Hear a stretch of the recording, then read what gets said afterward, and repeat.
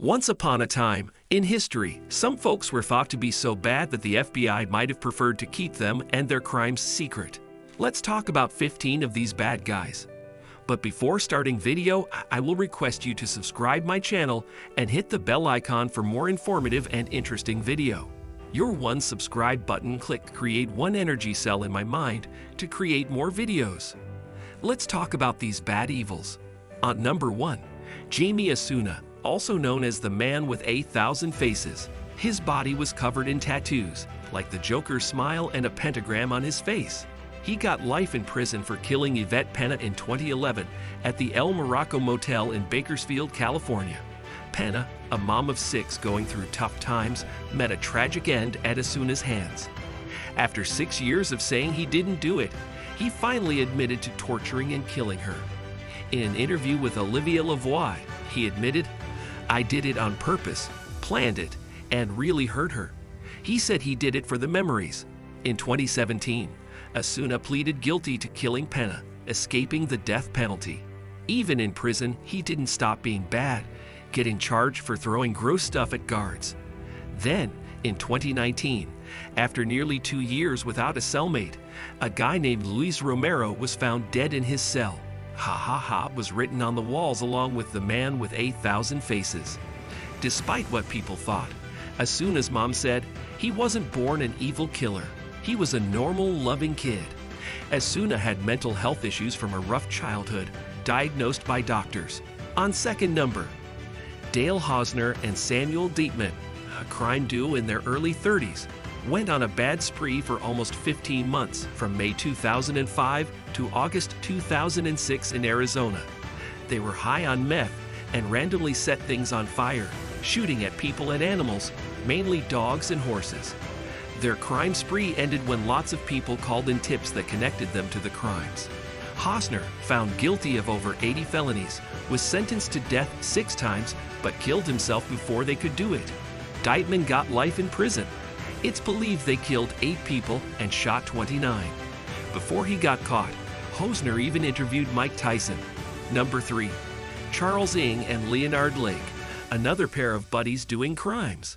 Ng, born in Hong Kong, met Lake in 1981. Both were kicked out of the Marine Corps for different reasons.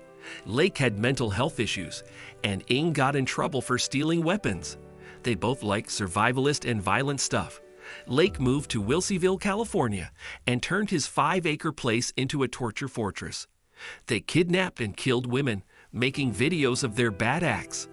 Lake got caught in 1985, but Ng ran away. He was caught in Canada and sent back to California. In 1999, Ng got the death penalty. Number 4, John Edward Robinson, the internet's first serial killer. In 2003, he got in trouble for killing 3 women in Kansas. People think he might have killed up to 21 women.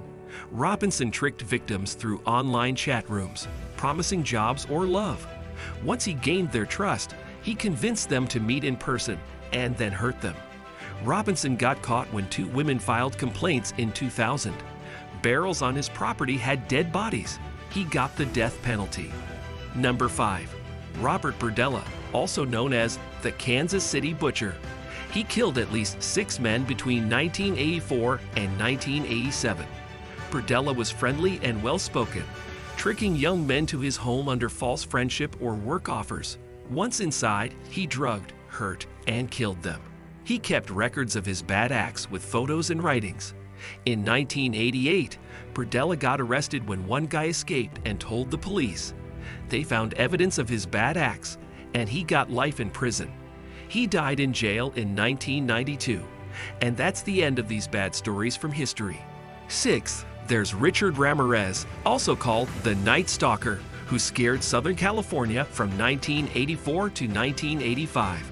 Ramirez was a famous bad guy who did killing, hurting, and breaking into homes, making lots of people afraid. He was found guilty of 13 murders, 5 attempted murders, 11 sexual assaults, and 14 burglaries, along with some other crimes.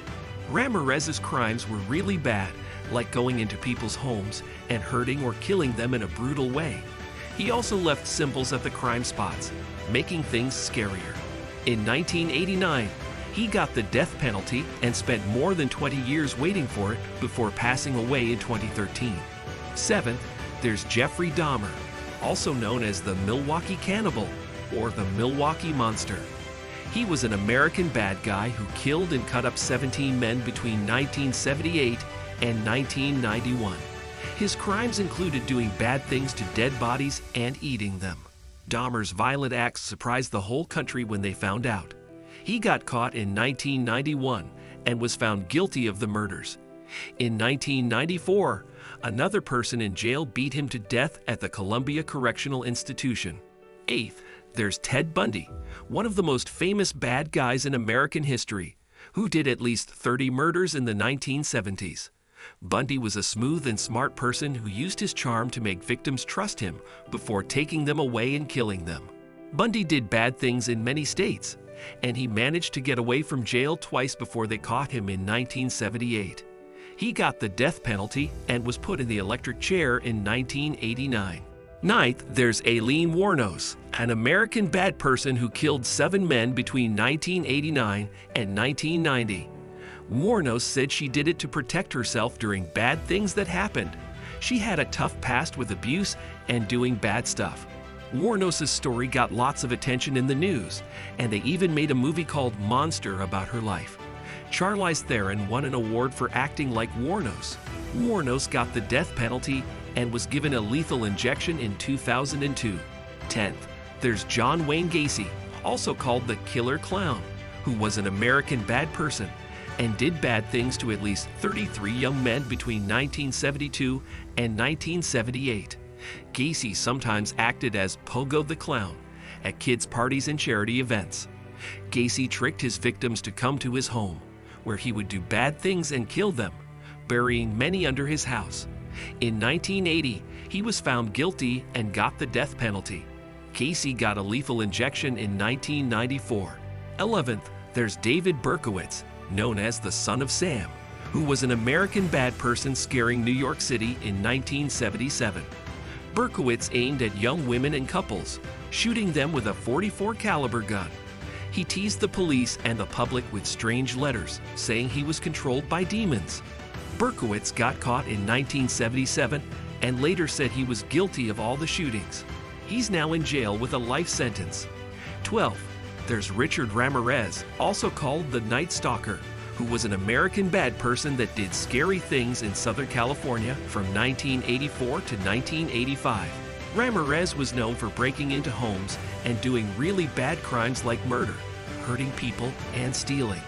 Ramirez, who said he worshipped Satan, got caught in 1985. He was found guilty of 13 murders, 5 attempted murders, 11 charges of hurting people in a bad way, and 14 charges of stealing. Ramirez got the death penalty but died in jail in 2013 before it happened. 13th, there's Gary Ridgway, known as the Green River Killer, who was an American bad person that killed a lot of women in Washington state during the 1980s and 1990s. Ridgway admitted to killing 48 women, but it might be even more. He mostly went after women who were prostitutes or ran away from home. In 2003, Ridgway said he was guilty of 48 really bad murders to avoid getting the death penalty. He's in jail for life without a chance to get out.